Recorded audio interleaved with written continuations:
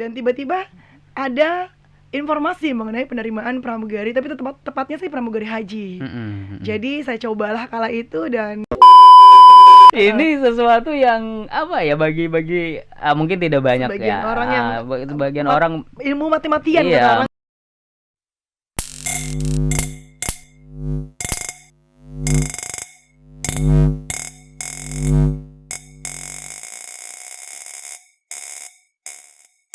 Assalamualaikum, salam jumpa pendengar dan juga pemirsa siaran Radio Suara Edukasi BTIKP Dinas Pendidikan dan Kebudayaan Provinsi Kalimantan Selatan. Kali ini kita berjumpa dalam For Your Podcast, podcastnya BTIKP Dinas Pendidikan dan Kebudayaan Provinsi Kalimantan Selatan, dan kali ini kita akan membicarakan bagaimana sebenarnya mengoptimalisasi teknologi informasi komunikasi dalam rangka implementasi kurikulum Merdeka. Nah, kali ini bersama guru berprestasi, guru hebat yang kita hadirkan sebagai tamu di podcast kita kali ini. Saya sapa langsung beliau, Ibu Novi Ariyanti SPD. Assalamualaikum Bu Novi. Waalaikumsalam Pak Pahdi. Kabar baik ya? Alhamdulillah, kabar baik Ibu Pak Pahdi. Novi, saya baik saya alhamdulillah. Ibu Novi atau Mbak Novi atau Miss Novi, Mrs. Novi, terserah, atau bebas Acil Pak Novi begitu. begitu. Asal tidak Nini Novi gitu. Gitu. Aman Pak Pahdi, aman. Baik, terima kasih Bu Novi hadir di podcast kita kali ini. Senang sekali akhirnya kami bisa mengundang Ibu Novi di sela kesibukannya yang luar biasa ya. Alhamdulillah, terima kasih banyak Pak Pahdi telah diundang ke sini. Alhamdulillah telah bisa bersama-sama nantinya sharing dengan teman-teman semua ya Pak Pahdi ya. Iya, baik. Nah, sebelum kita nanti bicara seperti apa sebenarnya implementasi kurikulum Merdeka jika dihubungkan dengan upaya kita mengoptimalkan TIK, pemanfaatan TIK di dalamnya, kita kulik sedikit tentang background Bu Novi ini sebagai seorang guru berprestasi. Baik. Ini kabarnya begitu ya, kabarnya. Jadi kita tanya benar apa tidak. Dulunya sempat sebagai seorang pramugari begitu ya, pramugari ya. Betul sekali Pak. Jadi ceritanya begini, ya. di tahun 2005 ya, karena saya adalah seorang mahasiswa di tahun 2001, kala itu mengambil jurusan bahasa Inggris. 2005 sebutlah saya sudah menyusun selama 1 tahun dan belum lulus juga gitu ya, sudah 4 tahun kuliah nih, karena memang agak susah ya Pak kita untuk bisa lulus di bahasa Inggris ULM itu kala itu. Dan tiba-tiba ada informasi mengenai penerimaan pramugari, tapi tepatnya sih pramugari haji. Jadi saya cobalah kala itu dan Allah memberikan jalan. Alhamdulillah selama 4 tahun Pak, dari 2005 sampai dengan 2009 mendapatkan pengalaman itu, tapi kita harus perpanjang terus nih tiap tahunnya. Kemudian juga banyak hal-hal yang kita dapat, diantaranya kan juga umrohnya gratis, kemudian juga kita komunikasinya juga all in English, karena untuk pilotnya kan semuanya itu dari luar, karena kita waktu itu kan sewa ya Pak, di Banjarmasin kala itu runway kita pendek untuk bandaranya, yang akhirnya kita harus sewa, dan kita banyak sekali pengalaman-pengalaman berharga yang didapat dari itu. Dan itu modal hingga 2009. Hingga 2009. Saat itu belum menjadi guru atau sudah mengajar atau seperti apa? Nah, kalau untuk pengalaman-pengalaman lainnya nih Pak, dikaitkan dengan hal itu. Karena untuk pramugari itu kita kan bekerjanya maksimalnya sekitar 2-3 bulan saja. Saat sebulan sebelum 10 Zulhijjah dan sebulan setelah 10 Zulhijjah, kurang lebih seperti itu. Akan tetapi untuk pelatihannya sendiri itu kan ada berbulan-bulan yang harus kita jalani. Tetapi itu juga ada waktu off-nya gitu Pak. Jadi sebulan misalnya kita pelatihannya ada di Balikpapan. Kemudian bulan depannya off nih. Bulan depannya lagi kita di Makassar. Nah, jadi di sela-sela itu saya juga mengisi waktu dengan mengajar di UIN. Saya mengisi waktu saya juga pernah mengajar di Vekon untuk bahasa Inggrisnya nih Pak. Kemudian juga kala itu di 2008 saya mencoba nih melamar untuk sebagai seorang guru, karena kan memang basicnya seorang guru nih, pengen benar-benar disiplin ilmunya betul, sebagai guru. Ya berhubungan. Ternyata kala itu saat ada tes nih Pak, tes dilaksanakan di Banjarmasin, posisi saya masih di Jeddah. Iya, tes CPNS tes CPNS 2008. Ya Allah, saya bilang ini memang belum rezeki kala itu. Ternyata di 2009 awal, Januari kalau tidak salah itu, ada CPNS berikutnya saya coba ikuti. Posisi saya di Banjarmasin nih. Hari ini saya di Banjarmasin, besoknya saya tes. Dan Allah berikan jalan di Maret 2009, SK itu keluar ya Pak. Jadi saya tidak memperpanjang lagi. Oh, jadi memang sudah ini ya. Sepertinya Tuhan itu sudah mengatur. Betul sekali. Jadi ibadah tugas begitu dijalankan, dan cita-cita akhirnya bisa dikabulkan tercapai. seperti Betul dia sekali, karena dari tercapai. kecil memang pengen jadi guru kan Pak, Nah, jadi gitu. luar biasa. Memang cita-citanya dari kecil sudah jadi guru dan Iya. akhirnya benar-benar jadi guru. Jadi seorang pramugari, dulunya pramugari, Mhm. kini jadi guru berprestasi. Saya kasih seperti itu mungkin ya. Kita Alhamdulillah, bicara terima tentang kasih tentang Bapak. prestasinya. Iya Nah, kita iya, bicara siap. tentang prestasinya. Banyak Mhm, sekali prestasi yang dicapai Bu Novi ya. mhm. Mulai dari mungkin dari sejak sekolah begitu ya. Sejak dia di bangku sekolah sudah saya lihat banyak sekali Insya Allah, prestasinya nggih. sampai ketika menjadi guru pun ini juga Aha, banyak prestasi yang diraih. Ini apa mhm. saja Bu? Mungkin sedikit saja lah ke semuanya, mungkin 2 jam nggak habis ya kalau bicara Baik, prestasi Bu siap. ya. Jadi menyebutkan nih Pak ya, menyebutkan Mm-mm. prestasinya di antaranya. Jadi sebelum saya menyebutkan itu, jadi pada diri saya sendiri intinya adalah bagaimana kita bisa melakukan yang terbaik. Yang Mm-mm. terbaik untuk diri kita dan juga untuk orang lain ketahui, begitu Mm-mm. kan Pak? Jadi kala itu di 2019 ada perlombaan untuk guru berprestasi. Jadi itu awal mulanya sebenarnya untuk hal yang berhubungan dengan pendidikan ini. Mm-mm. Sebelumnya memang saya pernah mengikuti nih, pernah mengikuti untuk lomba micro teaching. Jadi Mm-mm. lomba micro teaching diadakan oleh ULM. Mm-mm. Dan alhamdulillah tidak pernah menang. Belum pernah menang. Jadi kita kan mengakui nih bahwa suatu juara itu, suatu kemenangan itu berasal dari banyaknya Mm-mm. kegagalan yang pernah kita lewati. Wah, luar Gitu kan biasa. Pak? Ha-ha. Kalau kita nggak pernah gagal nih, artinya kan kita belum pernah mencoba. Iya. Nah, di 2019 itu, kenapa saya juga baru mengikuti kala itu? Karena memang juga baru bersertifikasi. Mm-mm. Kenapa baru bersertifikasi? Karena juga baru kuliah untuk S1 PGSD-nya. Oh ya, Karena kan, karena uh-uh, ada linearitas saat itu ya. betul Bahasa sekali. Inggris ini harus linear dengan guru kelas di Betul sekolah dasar. sekali. Jadi harus menempuh pendidikan terlebih Ya, dahulu untuk menyetarakan. betul. Jadi sebenarnya pun di 2011 saat saya 2 tahun menjadi PNS itu sudah Hmm. pernah Pak mencoba untuk mengikuti lomba guru berprestasi juga. Hmm. Tapi masih di tingkat kota, di tingkat kecamatan kalau tidak salah Mm-mm. itu juara 1. Hmm. Naiknya lagi mau ke kotanya langsung dijadikan juara 2 dikarenakan memang belum bersertifikasi tadi. Ya betul. Nah, Ha. kemudian di 2019 saya cobalah itu, Allah berikan jalan masuk sampai ke tingkat nasional. Mm-mm. Kemudian di sana berjumpa dengan orang-orang hebat, sharing begitu banyak hal, dan ternyata itu sesuatu yang luar biasa. Jadi kalau kita sebutkan guru berprestasi ini kan di tingkat nasional itu adalah puncak tertingginya seorang Mm-mm. guru kan Mm-mm. Bapak Nggi. Iya. Nah, berikutnya lagi, karena saya adalah seorang penggemar matematika nih Pak. Saya Mm-mm. bukan dari ahli matematika, cuman saya mulai kecil menyukai matematika. Makanya saya ingat orang tua saya sering bilang, saya itu kan tidak diterima nih Pak waktu itu di sekolah Mm-mm. dasar. Karena terlalu mudanya saya pengen sekolah nih, 5 tahun. Iya. Orang tua tuh keliling SD nih, nggak ada yang Mm-mm. nerima. Akhirnya masuklah ke sebuah madrasah, alhamdulillah. Mm. Itu pun kata orang tua, coba tes anak saya mampu berhitung sampai 100 nih, baru calon kelas 1 nih ceritanya. Akhirnya di 2020 kalau kita kita mau masuk daring tuh Pak. Ada yang diadakan oleh Sikim yang anak buahnya dari Sikim Semeo itu ya. adalah kegiatan apa ya, seperti bimbingan teknis short course gitu ya, Iya betul, kursus singkat, short course, studi se-Asia singkat Tenggara. se-Asia Tenggara. Betul Ha-ha. sekali. Jadi kala itu saya mencoba mengikutinya, saya bilang ini hubungan erat dari matematika dengan bahasa Inggris kan Pak, karena kita komunikasinya in English, kemudian belajarnya matematika, apalagi mengenai matematika yang menyenangkan gitu. Jadi saya ikutilah dan rezeki alhamdulillah Pak bisa mengikuti di bulan Maret itu 2020. Rencananya rencananya kegiatannya di April nih. April tanggal 5 kita mestinya udah berangkat ke Jogja nih. Kurang lebih sekitar 3 minggu. Ternyata tapi itu masih berpikir nih bisa nggak ya ninggalin anak gitu kan Pak, karena kita seorang ibu nih nalurinya kalau jauh dari anak tuh susah gitu.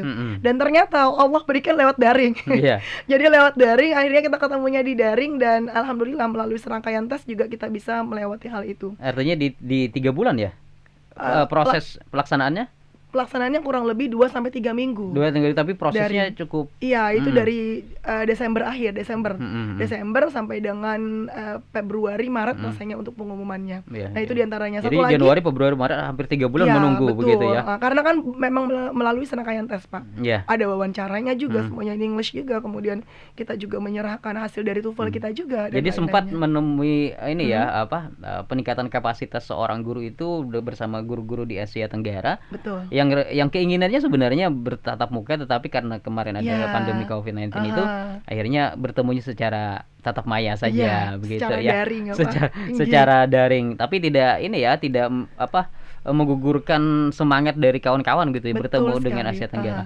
Meskipun kita tidak bisa akhirnya berfoto di belakang, di depan bermacam-macam bendera kan dari beberapa negara begitu, Pak. Ya, jadi di Asia Tenggara begitu, ini suatu prestasi, Alhamdulillah. capaian luar biasa juga bagi kita, guru-guru di Banua kita sebenarnya. Ya.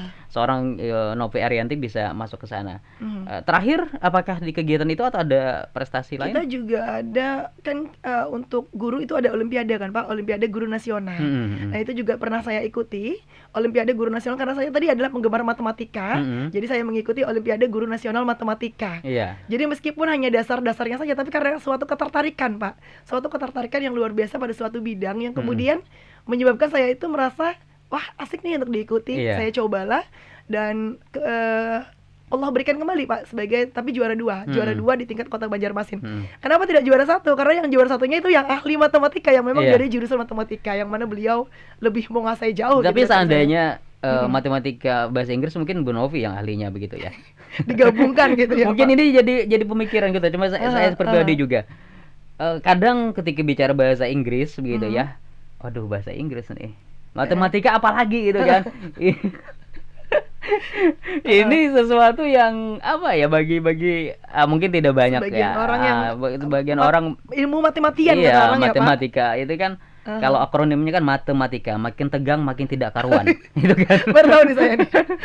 Jadi ketika ada guru matematika itu, ketika ada pelajaran matematika mungkin sebagian orang, Ya, betul. saya mungkin gitu ya, agak betul. gugup, apalagi bahasa Inggris. Ya, Nah, Ibu ya, Novi ya. ini masuk ke sana bahasa Inggrisnya, iya, matematikanya suka gitu kan. Tinggi. Dan itu yang dibahas ketika acara di Asia Tenggara begitu ya. Betul sekali. Termasuk juga ketika mengikuti UGN, Ya. Olimpiade Guru Nasional, luar biasa. Salut saya, salut. Alhamdulillah, terima kasih banyak Pak Padi. Mudah-mudahan ini bisa memotivasi kawan-kawan guru-guru juga untuk bisa tetap berkiprah di pendidikan tapi juga berprestasi. Betul. Dalam Intinya mau berbagai mencoba, Pak. Intinya mau mencoba, ada motivasi dari dalam kita, dari dalam diri kita untuk mencoba dan keluar dari zona nyaman itu. Karena kan untuk ikut lomba kan nggak mungkin dong cuma diam aja gitu dengan hasil yang ada, dengan kemampuan yang ada. Artinya kan kita meng-upgrade lagi nih, kita mencari informasi nih, tentunya juga dengan bantuan TIK itu kan. Iya, nah ini kita bicara Nah, ini TIK. dihubungkan nih. TIK, Teknologi Informasi Komunikasi, ICT begitu ya. Kemudian Bu Novi ini kan juga guru penggerak ya. Lebih tepatnya calon guru guru karena penggerak masih di angkatan bulan kelima. Angkatan 5. Saat ini kita memasuki bulan kelima, jadi insya Allah 1,5 bulan lagi mudah-mudahan C-nya itu hilang. Pak. Oh, jadi guru penggerak ya. Iya, semoga. Banyak orang yang apa sih guru penggerak? Jadi calon saja mungkin mikir-mikir. Tapi Bu Novi masuk ke sana juga ya. Apakah karena keinginan mencoba ini atau seperti apa akhirnya menjadi calon guru penggerak? Jadi awal mulanya sebenarnya saya pun juga tidak tertarik Pak dengan hal ini. Kenapa tidak tertarik? Kayaknya nambah kerjaan gitu. Saya pikir kan di sekolah saja, di kelas saja sudah begitu banyak yang mesti dilakukan begitu. Akan tetapi karena saya tergabung di dalam sebutlah grup orang-orang yang memang berkeinginan untuk maju, yang circle-nya ya sekarang ini. Di Gupres itu kan Pak, grupnya Gupres itu kan luar biasa nih. Yang satu, wah saya fasilitator nih. Yang satu, wah saya PP nih. Yang satu, saya guru penggerak. Saya berpikir kok saya nggak ikut gitu loh. Rasanya kok tertinggal gitu. Kemudian karena saya juga saat ini berada di sekolah penggerak yang akhirnya sepertinya guru penggerak ini sesuatu yang memang membuat kita tuh menjadi lebih gitu Pak. Akhirnya motivasi itu muncul kembali. Motivasi itu muncul. Apa ya? Tagline-nya bergerak menggerakkan seperti bergerak apa ya? Berubah berbagi. Bergerak berubah berbagi. Bergerak berubah berbagi. Jadi kita intinya mau bergerak dulu yang kemudian membuat kita menjadi berubah dan kita sebagai agen perubahan yang akan berbagi kepada orang banyak di luar sana. Jadi kan intinya begitu Pak. Jadi motivasi itu harus muncul dulu dari dalam diri kita. Jadi tujuannya jadi guru penggerak ini apa? Tidak semata-mata untuk mengejar, sebutlah kan banyak orang bilang nih, oh mau jadi guru penggerak ya, mau jadi kepala sekolah ya. Kan katanya kalau lulus guru penggerak nih jadi kepala sekolah nih. Tidak. Jadi kalau dari diri saya sendiri intinya adalah kita mendapatkan banyak ilmu nih Pak, banyak ilmu, banyak hal-hal baru, banyak metode-metode baru dalam pembelajaran. Karena kata Bapak Ki Hajar Dewantara kan pembelajaran itu intinya adalah sesuatu yang membahagiakan peserta didik. Bagaimana cara membahagiakan peserta didik itu banyak sekali didapat dari program guru penggerak ini Pak. Di antaranya adalah mengenai pembelajaran berdiferensiasi. Jadi bagaimana nih kita harus memberikan pembelajaran kepada anak tergantung dari tingkat mana kemampuan anak ini harus dimulainya, harus mengetahuinya dulu gitu dasar-dasarnya. Gitu. Dan akhirnya tahu karena masuk ke circle-nya guru penggerak tadi ya. Betul. Kalau di luaran saja tidak masuk ke lingkaran itu mungkin tidak tahu. Ya, kalau hanya mendengar saja kan beda Pak dengan mengalami langsung. Apalagi di sini juga kan untuk menjadi seorang calon guru penggerak kan juga tidak sekedar misalnya nih mengumpul portofolio kemudian kita diterima, tidak. Tapi kan juga melalui serangkaian tes yang begitu panjang. Jadi banyak sekali yang harus kita isi. Kemudian kita juga ada micro teachingnya pun juga hanya 10 menit dalam waktu yang satu modul itu kita ajarkan gitu loh. Itu dilakukan secara daring juga ya, atau bagaimana? Secara daring. Kita menghadapi 3 orang penilai, 3 orang asesor kala itu. Kemudian setelah selesai itu 3 atau 2 ya saya lupa. Kemudian dilanjutkan dengan wawancara. Wawancaranya yang berhubungan dengan RPP itu. Kalaupun lulus, berikutnya lagi nih di minggu berikutnya kalau tidak salah ada lagi interviewnya Pak. Ya, jadi semuanya dilakukan secara daring. Iya. Berawal di tahun 2020-an begitu ya, ketika Ibu ikut kegiatan di Asia Tenggara begitu dengan daring sampai proses calon guru penggerak juga dilakukan secara daring. Betul, artinya bagaimana kita mencoba digitalisasi pendidikan itu juga sangat penting. TIK itu sangat penting sekali, berperan luar biasa, terutama dalam pendidikan. Nah, sebagai calon guru penggerak ini seperti apa sebenarnya rasanya TIK ini dalam perkembangannya saat ini di pendidikan? Baik. Sebagai seorang calon guru penggerak, karena kita belajarnya daring ya Pak, semuanya daring, kita semua melalui LMS, tugas-tugasnya daring, pertemuan-pertemuannya daring, ilmu-ilmunya juga daring. Artinya TIK ini peranannya sangat luar biasa Pak. Peranannya sangat luar biasa, berdampak positif luar biasa, di mana kita sebagai guru itu wajib yang namanya melek teknologi kan Pak ya. Nah, jadi di calon guru penggerak ini, di program guru penggerak yang kami ikuti saat ini di angkatan 5 ini, itu TIK itu peranan penting, peranan yang luar biasa itu memang sangat wajib dikuasai oleh seorang guru gitu Pak. Apalagi misalnya guru-guru itu yang tergabung dalam guru penggerak ini, yang tidak guru penggerak saja nih. Kalau kita pembelajaran kemarin ya Pak, kalau kita hubungkan di daring kemarin, itu kan kita ada pertemuan-pertemuan yang online ya Pak, pertemuan tetap maya kan nih di Zoom, di Jimit. Nah, yang artinya apa? Bahwa seorang guru itu harus menguasai dong aplikasi itu secara lebih detailnya, bagaimana membuat anak-anak nyaman. Kemudian lagi ada latihan-latihannya yang kami biasa gunakan menggunakan quizzes, di mana anak-anak itu juga merasa seperti bermain. Nah, sementara mohon maaf Pak, sebagian orang ini banyak yang berpikir nih bahwa ngapain sih nguasain teknologi? Saya dulu nggak pakai nguasain teknologi nih, udah cerdas gitu kan. Anak saya nggak perlu nih nguasain teknologi, jadi kok dokter gitu kan. Banyak orang yang berpikir seperti itu. Nah, hal yang tidak kita sadari nih Pak dalam hal ini hubungannya apa? Yaitu pada perubahan generasi yang tidak kita ingat ya Pak. Sebutlah dari tahun 46 ke 64 kan itu generasi baby boomer nih. Orang-orang yang memang tidak sama sekali mengenali yang namanya teknologi. Tapi kan saat ini kalau saya sendiri itu ada di generasi generasi milenium gitu ya. Generasi dari tahun 80 sampai dengan 95, di mana mulai mengenali teknologi di akhir-akhir tahun kan saat kuliah kan Pak. Yang artinya semakin kesini guru itu kan dituntut untuk lebih mengikuti perkembangan zaman. Apalagi sekarang sudah masuk generasi alpha nih, 2013 sampai dengan yang kita tidak ketahui kapan. Yang artinya anak-anak yang mulai lahir di generasi alpha ini sudah full mereka itu hidupnya dengan teknologi, dari lahirnya juga dengan teknologi. Yang artinya kalau guru nih Pak, pendidik tidak melek teknologi, maka akan tertinggal oleh perkembangan zaman dan jauh lebih cerdas daripada siswanya. Artinya guru-guru itu harus kalau mungkin saat ini tidak bisa menguasai, paling tidak beradaptasi. Betul beradaptasi sekali. dengan awal mulanya. Karena mungkin agak susah, kadang juga ada mungkin ya pandangan, wah saya sudah tua seperti yang disampaikan tadi oleh Bu Novi. Ini sudah urusan yang muda saja lah. Nah, ini bagaimana sih agar mereka itu walaupun ya sudah dekat pensiun nih, ngapain lagi ngurusin seperti ini. Tapi kalau tadi bilang generasi alpha ini kita akan kalah, kita akan tertinggal. Paling tidak beradaptasi. Seperti apa Bu Novi melihat mungkin seperti itu?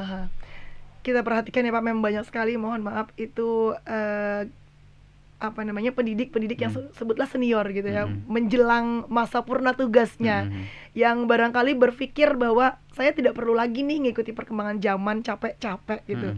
Akan tetapi kalau kita ingat sebenarnya apa sih kewajiban kita sebagai seorang pendidik, artinya kan memberikan ataupun mentransfer ilmu sesuai dengan perkembangan zaman di kala itu. Makanya itu sebenarnya kembali ke diri kita sendiri, dan kita ingat kembali apa sih tujuan dari pembelajaran ini, yang seperti yang disebutkan tadi, bahwa tujuannya adalah bagaimana bisa membahagiakan peserta didik. Kalau saat ini pembelajarannya itu masih seperti zaman kuno, zamannya nih orang tua kita nih di Hmm. generasinya X nih misalnya Hmm. nih. Hmm. Generasi X di tahun 65 sampai dengan tahun 79. Hmm. Orang tua kita nih, kita ngikuti zamannya seperti itu, sementara mereka sendiri sudah pakai gadget, Pak. Dari Hmm. awalnya mereka dapat ilmunya pakai gadget. Hmm. Anak-anak generasi Alpha kan mereka tidak hanya menerima ilmunya dari gurunya saja, Hmm. tapi mereka sudah banyak sekali dapat informasi-informasi melalui gadget-gadget mereka, melalui cara-cara mereka sendiri yang penguasaan teknologinya juga jauh daripada si guru. Yang artinya guru ini harus sadar, Pak, pada intinya gitu. Jadi meskipun mendekati masa purna tugas, ikuti perkembangan zaman yang ada, wajib melek teknologi gitu. Jadi siapa nih yang menyadarkan? Di antaranya kan adalah dari pemerintah yang turun kepada sebutlah dinas pendidikan, pengawas, kepala sekolah yang mesti diadakan melalui bimtek kepada guru-guru yang juga tadi guru senior, meskipun perlahan gitu, Pak. Makanya itu belajar beradaptasi dan mesti mau keluar dari zona nyaman, itu Ya, dulu intinya. dan sumber belajar juga banyak saat ini Ya, sumber betul belajar untuk sekali. TIK itu. Kalau disinggung tadi pemerintah juga punya andil besar Ya. memberikan pendidikan, penguatan kapasitas capacity building ke guru-guru ini, dan itu terus dilakukan. Tinggal bagaimana setelah mendapatkan itu mengimplementasikannya. Ya, Begitu ya, tidak betul. berhenti, tidak Ya. sustainable, tidak berkelanjutan apa yang mereka dapatkan. Misalnya mungkin ada guru yang mengikuti pelatihan tetapi tidak diimbaskan, tidak dikembangkan. Itu yang banyak terjadi mungkin ya.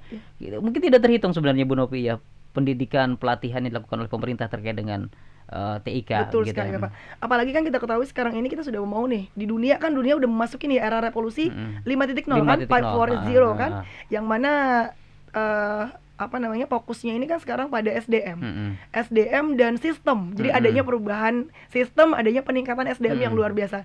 Sementara kita sendiri nih di Indonesia untuk 4.0-nya aja kan, 4.0-nya aja belum dalam hal teknologi kan masih banyak sekali nih. Mohon maaf Pak, ini juga tidak hanya pada pendidik yang senior. Jadi kala itu kita bercerita sedikit nih Pak ya, bukan berarti kita memburukkan seseorang ataupun apa, tapi kita hanya ingin berkaca dari hal-hal yang tidak benar agar tidak kita ikuti. Jadi kan kita 2020 awal itu sekitar bulan Maret akhir kita sudah memasuki daring, yang mana saya sendiri yang tidak mengerti nih awal mulanya mengenai bagaimana sih pembelajaran daring itu, bagaimana Zoom itu, bagaimana Jimit, Quizzes, Google Classroom dan lain-lainnya. Belajar yang akhirnya itu menjadi kebiasaan, dan anak-anak SD menjadi begitu bersemangat dalam mengikuti pembelajaran. Nah, akan tetapi Pak, masih banyak ditemui di 2021 gitu ya. Sudah setahun nih sebenarnya perjalanan guru-guru muda, guru-guru muda yang tidak mengenal, tidak mengerti bagaimana sih Zoom itu Bu Nopi, bagaimana sih Jimit itu Bu Nopi, apa nih yang harus saya lakukan nih agar bisa pembelajaran daring. Loh, sempat saya bertanya, ibu kan masih muda Bu, kok ibu tidak ikut? Males Bu Nopi. Nah, jadi intinya gitu. Bagaimana motivasi itu hadir dari dalam diri kita untuk belajar lebih lanjut. Ini Pak, kalau berhubungan dengan TIK sedikit juga ya Pak. Di 2019 itu banyak juga nggak apa-apa. Oke, sampai akhir ya Pak. Di 2019 itu kala saya mengikuti lomba guru pres nasional itu, kan juaranya itu adalah Ibu Estin. Beliau dari SD favorit yang ada di Yogyakarta dan merupakan memang salah satu sekolah terbaik juga yang ada di Indonesia. Apa yang beliau bawa kala itu Pak? Beliau itu membawa best practice-nya mengenai bagaimana sebelum pembelajaran dilakukan di malam harinya beliau mengirim YouTube yang beliau bikin sendiri, video-video itu di-upload ke YouTube, kemudian dikirim ke WA orang tua siswa. Padahal itu belum daring. Jadi kami berpikir, ih ngeri banget nih Ibu, hebat banget. Dan ternyata memang jadi juara. Kala itu juga kan sebenarnya juri juga menyebutkan bahwa sehebat apapun teknologi nih, yang namanya sentuhan seorang guru kan tidak akan pernah bisa terpisah ya, menggantikan. Akan tetapi kan memang terlihat nih Pak, wah ternyata luar biasa ya, beliau itu sudah sebutlah satu tingkat lebih maju daripada kita. Memulai duluan, artinya kan di malam hari anak-anaknya sudah mendapatkan materinya melalui WA itu. Kita dulu kan belum ada ya Pak ceritanya nih, WA orang tua siswa, yang karena kita merasa oh belum penting nih, karena belum daring nih.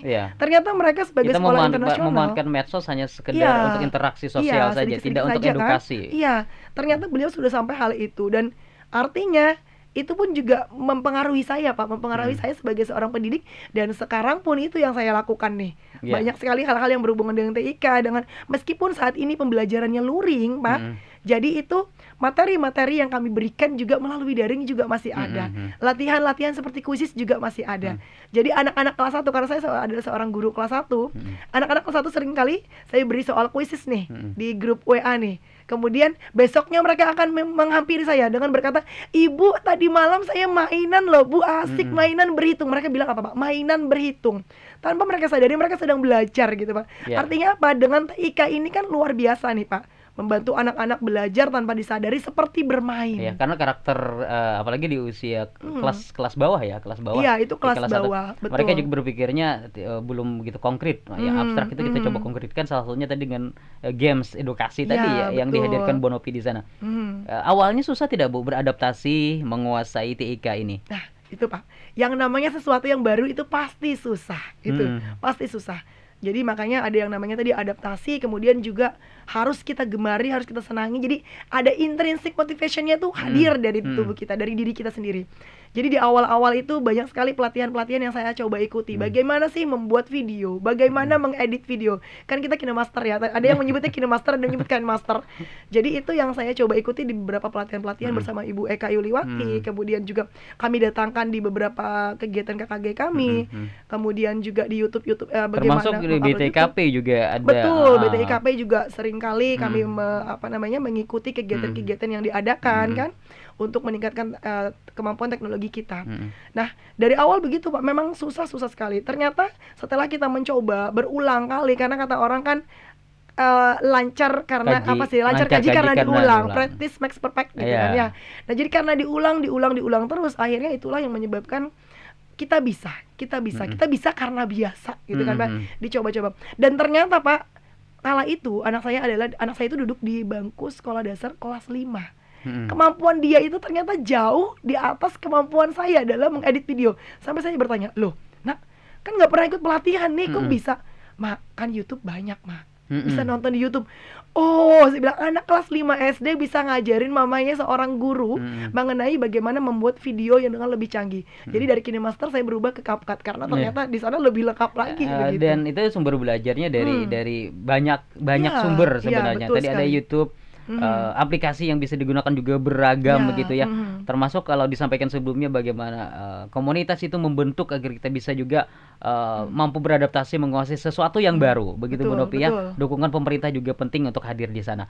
Baik. Nah, sekolah Bu Novi SDN Seberang Masjid 1 ini adalah salah satu sekolah penggerak yang saat ini juga mengimplementasikan kurikulum Merdeka. Nah, ini bayangannya seperti apa sih? Mungkin saja kan yang di luar sana belum sempat datang ke SDN Seberang Masjid 1, karena SDN Seberang Masjid 1 merupakan salah satu, sebutlah destinasi ya. Destinasi dari studi tiru. Kota, kan? Destinasi studi tiru untuk implementasi kurikulum Merdeka. Nah, jika dihubungkan misalnya dengan TIK, apakah hadir juga dalam implementasi kurikulum Merdeka di sana? Baik. Kita lihat sekilas saja nih Pak. TIK itu kan artinya nanti kita hubungannya nih, misalnya nih ke pembuatan rapor saja. Pembuatan rapor yang berhubungan dengan kurikulum Merdeka. Artinya kan ada rapor baru lagi nih yang harus kita siapkan, baik itu dalam intranya. Jadi kalau di kurikulum Merdeka nih Pak ya, beda mendasar untuk hasil belajar anak itu dengan kurikulum 2013 itu diantaranya ada 2 buah rapor yang akan anak-anak terima. Yaitu rapor intrakurikuler dan juga rapor untuk proyek. Nah, artinya kan untuk pembuatan rapor tersebut, TIK itu juga sangat berperan penting di dalamnya. Bagaimana rapor itu bisa dibuat dengan sebaik mungkin. Kemudian juga pembuatan modul ajar, pembuatan ATP. Modul ajar itu kata lain dari RPP, karena kadang-kadang mungkin listeners bingung nih Pak ya, pendengar bingung nih. Modul ajar itu adalah kata lain dari RPP, akan tetapi dia lebih lengkap karena di sana sudah dilengkapi dengan atau dipenuhi dengan materi-materi yang akan diajarkan untuk beberapa kali pertemuan. Kemudian juga pembuatan ATP yang juga tentunya berhubungan dengan TIK tadi. Dan satu lagi nih yang paling penting, kembali kepada apa yang disebutkan oleh Bapak Ki Hajar Dewantara tadi, pembelajaran yang menyenangkan. Bagaimana itu? Yaitu diantaranya adalah tentunya kita di kelas itu sering sekali menggunakan yang namanya proyektor Pak. Bagaimana anak-anak itu merasa nyaman dengan belajar, mereka melihat tayangan-tayangan yang kami berikan. Misalnya nih Pak, sederhananya begini, saya seorang guru kelas 1 mengajarkan anak-anak mengenai penjumlahan saja. Penjumlahan. Memang kan anak-anak itu mestinya kan pada sesuatu yang konkret ya Pak, supaya mereka lebih mudah. Jadi seringkali kita belajarnya mereka itu sebutlah menghitung benda-benda yang ada dalam ruangan begitu. Akan tetapi itu bagus nih, sudah bagus, sudah luar biasa. Kemudian kita menghitung di papan tulis. Nah, tapi di papan tulisnya tidak pakai spidol, Pak. Kita pakainya proyektor. Artinya kan juga ada hubungannya nih dengan TIK. Nah, anak-anak itu lebih semangat, Pak, saat mereka melihat, loh kok tiba-tiba berubah nih, loh kok tiba-tiba berubah gitu. Apalagi nanti juga belajarnya kita hubungkan dengan mereka menonton tayangan-tayangan yang berhubungan dengan penjumlahan tadi. Ada tayangan dari Upin Ipin kan, penjumlahan. Jadi tanpa mereka sadari, dari adanya tayangan-tayangan tadi yang berhubungan dengan TIK tadi, yang tentunya bisa membuat pembelajaran itu menjadi menyenangkan. Tidak ribet nggak sih, Bu? Kan nyiapin modulnya, nyiapin videonya, nyari sumbernya. Kan akhirnya malas kebanyakan. Mungkin kalau dilihat sekilas ya Pak, didengar sekilas, ribet banget sih gitu. Ganti menteri, ganti kurikulum, ganti lagi nih sistem-sistem di dalamnya. Memang awal mulanya seperti itu. Kami juga berpikir saat kami pelatihan di awal Pak, kurang lebih 2-3 minggu bersama P4TK Jogja. Ya Allah, baru lagi nih. Mikir lagi nih. Kurikulum 2013 belum selesai. Belum habis ya. Belum habis. Iya, dengan hal-hal baru. Dan ternyata memang Pak, di awal memang kami mengalami kesusahan. Kami juga merasa bahwa kami sebagai kelinci percobaan gitu ya. Karena kami lakukan ini ternyata yang benar ini. Lakukan ini yang benarnya yang itu gitu. Tapi setelah dijalani, dicoba, diikuti, dan itu tidak menjadi sesuatu yang rumit lagi Pak. Jadi menjadi suatu kebiasaan, mempersiapkan videonya, mempersiapkan modul ajarnya. Apalagi pemerintah juga mempermudah nih Pak. Apa itu? Bahwa di dalam platform Merdeka Mengajar PMM itu disediakan begitu banyak sekali modul ajar, ATP yang bisa sebenarnya pendidik gunakan. Mau dimodifikasikan tentunya sesuai dengan keadaan di tempatnya. Yang artinya apa nih? Si PMM tadi kan TIK nih. Artinya kan keterlibatan atau peranan TIK itu sangat luar biasa dalam bidang pendidikan, terutama juga di dalam melaksanakan IKM ini. Ya, gitu, tapi kan ketika bicara tentang teknologi informasi komunikasi, sebutlah ke arah digitalisasi pendidikan, transformasi pembelajaran yang dulunya konvensional, klasikal, dan sekarang sudah coba ditransformasi ke digital.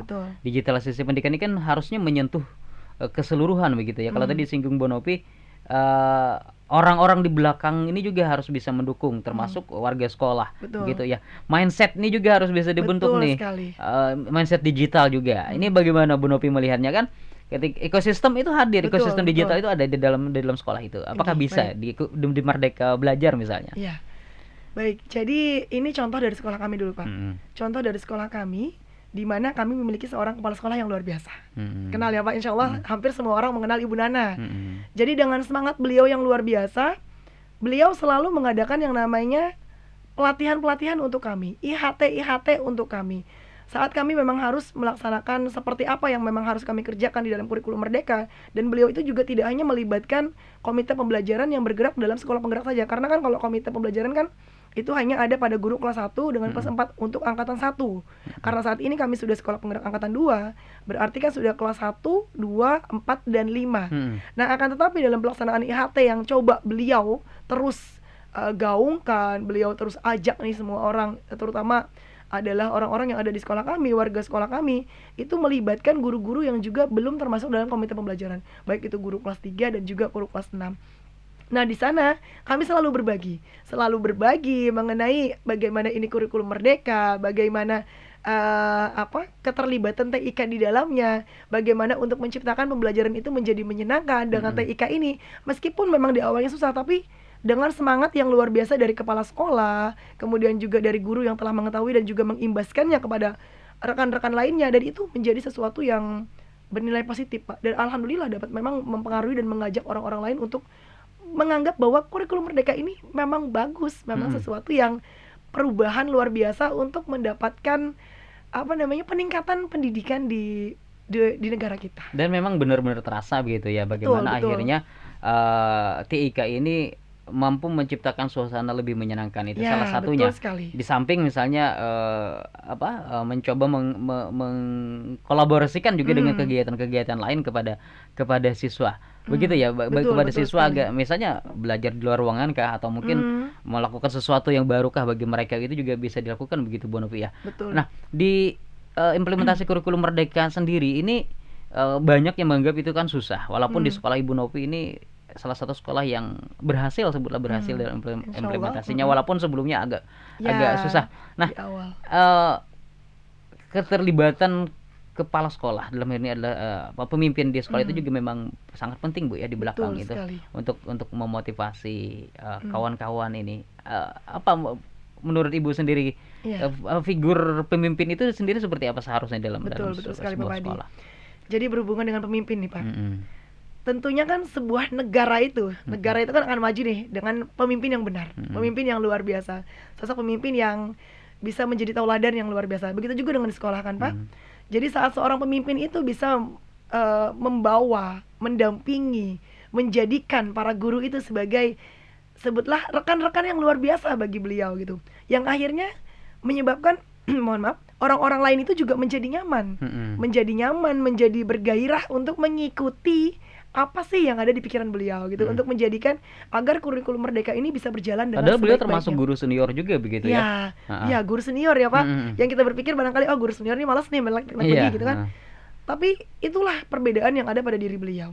Seorang pemimpin yang luar biasa yang kemudian mengajak para guru-gurunya itu juga dari yang guru junior Pak di sekolah kami sampai dengan guru senior sekalipun yang hampir pensiun itu bisa sebetulnya terhipnotis oleh diberdayakan oleh beliau. Oleh kepemimpinan beliau yang luar biasa. Karena beliau seorang sosok yang tidak hanya memerintah, kan kita ketahui nih kadang-kadang pemimpin itu hanya bisa memerintah, menyuruh ini itu, menyuruh guru-gurunya menjalankan kewajiban, sementara hak gurunya tidak dapatkan gitu kan. Tapi kalau beliau itu beda, beliau mencontohkan langsung, beliau langsung terjun, beliau langsung menjadi tauladan yang baik yang kemudian diikuti oleh guru-guru maupun guru senior sekalipun. Gitu. Kenapa saya singgung kepemimpinan seorang tokoh atau pemimpin di dalam sebuah lembaga pendidikan seperti itu, karena banyak juga begitu ya sekolah-sekolah yang menginginkan guru-guru mereka itu menguasai teknologi, tapi ketika didukung oleh hanya bisa menyuruh tadi, tapi bagaimana juga mencontohkan. Nah, ini juga menjadi sangat penting begitu ya. Kuasai teknologi. Saya juga mencoba menguasai teknologi tersebut walaupun kemampuan saya hanya sampai sini, tapi saya mencoba untuk melakukannya. Ini mungkin salah satu yang bisa memotivasi warga sekolah lainnya, guru-guru yang lainnya untuk bisa memberikan kontribusi yang terbaik bagi sekolah begitu Bu Novi ya. Betul. Dan akhirnya tujuan dari sekolah itu juga berangsur-angsur bisa tercapai begitu Bu Novi ya. Betul. Ya. Nah, IKM sendiri ini apakah menuntut untuk penggunaan TIK kah di dalamnya? Atau mungkin bisa disandingkan dengan kegiatan-kegiatan lain? Oke, baik.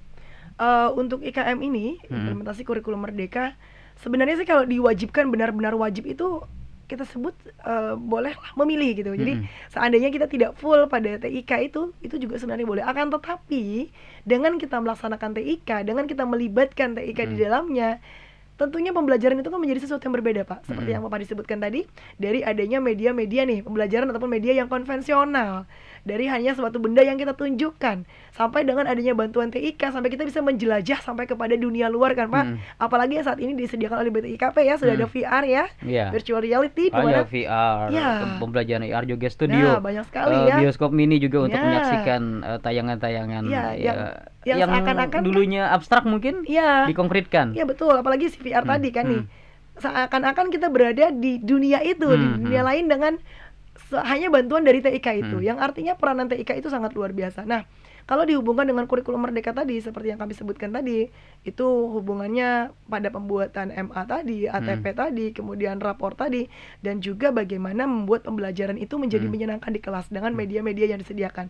Nah, kalau nantinya guru itu bisa memanfaatkan TIK itu sebaik mungkin nih Pak di kelas, yang artinya kan pembelajaran itu juga tidak monoton hanya dengan sebutlah membaca saja, menulis saja, tapi dengan tayangan-tayangan yang telah dilibatkan ataupun dibantu oleh TIK tadi. Jadi menjadi sesuatu yang luar biasa begitu. Ya. Bagaimana agar guru itu bisa, ini mungkin sedikit memotivasi kawan-kawan kita, agar guru itu akhirnya bisa atau mau atau mampu untuk menguasai itu, berkaca mungkin dari pembelajaran atau mungkin dari teman-teman Bonopi yang akhirnya merasa tidak bisa, akhirnya saat ini bisa menguasai. Mungkin apa Bu? Baik. Kita ada lihat kuadran tuh Pak ya, yang satu kotak dibagi 4 gitu. Yang paling atas itu adalah orang yang memang tidak mau dan tidak mampu. Nah itu kan udah habis nih. Sudah tidak mau, tidak mampu, tidak mau lagi. Kemudian kan ada nih orang yang mampu, tapi dia tidak mau. Mampu nih hampir bisa gitu ya, mengetahui yang namanya TIK, kepentingan ataupun juga manfaat dari TIK, tapi dia tidak mau. Kemudian yang berikutnya lagi ada kuadran yang menyebutkan bahwa dia mau tapi dia tidak mampu. Nah, ini lebih mending nih Pak. Meskipun dia tidak mampu, tapi karena dia mau, motivasi dari dalamnya ada, akhirnya muncul, mencoba, dan insya Allah menjadi bisa. Apalagi yang terakhir nih, dia mau dan mampu. Jadi intinya kedua-duanya Pak, mau tidak dia berubah. Jadi awal mulanya itu adalah maunya tadi. Saat seseorang itu memiliki motivasi dari dalam dirinya, mau berubah, mau menjadi lebih baik lagi, mau meningkatkan kapasitas dirinya, mau meningkatkan kemampuan dirinya untuk menjadi seseorang guru yang lebih baik lagi, tentunya nih untuk mendukung ataupun memberikan pembelajaran yang terbaik bagi peserta didik, dan juga menghadirkan pengalaman-pengalaman yang luar biasa bagi peserta didik. Jadi itu intinya Pak. Jadi intinya adalah mau dan mampu. Kemudian bagaimana caranya kita nih mengajak orang lain agar seperti kita, maksudnya seperti kita adalah seperti kita yang memiliki motivasi tinggi nih, sebetulnya motivasi tinggi untuk menjadi lebih baik lagi. Artinya kan ada sharing-sharing yang kita lakukan, saat berjumpa rekan-rekan juga kita berbagi, kita bercerita. Nah itu juga yang saat ini saya lakukan Bapak. Jadi setiap harinya saya tidak pernah lepas dari yang namanya medsos. Saya pasanglah di status WA mengenai pembelajaran di kelas, saya pasanglah di Facebook, saya pasang di IG, dengan tujuan sebenarnya bukan untuk menyombongkan diri. Jadi bagaimana praktik baik yang kita lakukan itu dapat ditiru oleh orang lain. Dan saya merasa Pak bahwa hal itu memang sangat banyak sekali mempengaruhi guru-guru di luar sana. Karena kadang-kadang sehari saya tidak pasang itu banyak yang WA, Bu Nopi, kayak apa nih pembelajaran hari ini di kelas gitu. Iya. Jadi bagaimana mungkin prinsip berbagi itu juga penting gitu itu ya. yang luar biasa. Kadang juga ada anggapan dulu saya ingat ketika bertemu dengan rekan-rekan senusantara ini, saya mau bandingkan, loh kawan-kawan dari luar Kalsel misalnya, mereka bikin susah-susah konten, tapi mereka rela membagikan. Kalau kita berpikir, wah saya bikin susah, kenapa dibagikan? Tapi kita terbukti hari ini mereka, akhirnya prestasi mereka itu sangat luar biasa. Mungkin karena saling berbagi tadi, banyak doa-doa baik mungkin betul itu sekali, Bapak, betul yang sekali. akhirnya membuat mereka derajatnya lebih ditinggikan begitu. Sebenarnya kan rekan-rekan kita di Banua ini juga luar biasa Pak. Dalam pembelajarannya juga luar biasa, TIK-nya juga luar biasa. Tapi itu tadi yang Bapak sebutkan, kadang-kadang keinginan untuk berbaginya tuh yang masih ngapain nih gitu yang terbatas gitu, yang jadinya orang-orang lain kan tidak mengetahui apa sih kelebihan yang telah beliau lakukan yang bisa diadopsi untuk orang lain lakukan juga begitu. Baik, closing statement mungkin dari Bu Nopi yang mampu menggerakkan hati kawan-kawan. Kalau nanti sudah cukup panjang begitu ya kita bicara, walaupun sebenarnya kita tidak cukup waktu nih Bu Novi, mungkin bisa kawan-kawan BTKB bisa bikin part 2, part 3 gitu ya, dan seterusnya, karena belum selesai nih Pak, rasanya masih panjang banyak gitu lagi gitu ya. Nah, closing statement dari Bu Novi sendiri untuk mengakhiri podcast kita kali ini. Jadi intinya kita mau, kita bisa karena kita mau. Lalu motivasi itu adalah hal utama untuk segala hal, apapun itu. Kita akan mencoba, dari kita mencoba itu maka kita tahu nih bagaimana kemampuan kita. Dari kegagalan-kegagalan yang hadir pasti akan memunculkan satu keberhasilan yang luar biasa, yang kemudian dapat menginspirasi banyak orang di luar sana untuk menjadi orang yang lebih baik. Intinya adalah demi peningkatan pendidikan pada peserta didik yang ada di Banua kita. Ya, luar biasa Bu Novi Ariyanti, guru berprestasi dan guru yang menginspirasi. Menginspirasi karena mampu menggerakkan orang banyak, itu sangat penting Bu Novi. Terima kasih banyak, sehat selalu Bu Novi atas waktunya. Semoga kita diskusi kita ini bisa didengarkan semuanya ya, pendengar, pemirsa yang menyaksikan juga itu bisa, terutama para guru ini tergerak untuk bisa seperti Bu Novi Ariyanti, bahkan bisa lebih dari Ibu Novi Ariyanti untuk juga berprestasi, terutama dalam optimalisasi TIK dalam pembelajarannya. Terima kasih sekali Bu Novi, sehat selalu. Terima kasih banyak Pak Hadi, sehat selalu juga. Terima kasih. Sampai jumpa ya di lain kesempatan. Terima kasih Pak Hadi. Baik, demikian jumpa kita di For Your Podcast. Sampai jumpa. Assalamualaikum. Waalaikumsalam warahmatullahi wabarakatuh. Terima kasih. Sama-sama.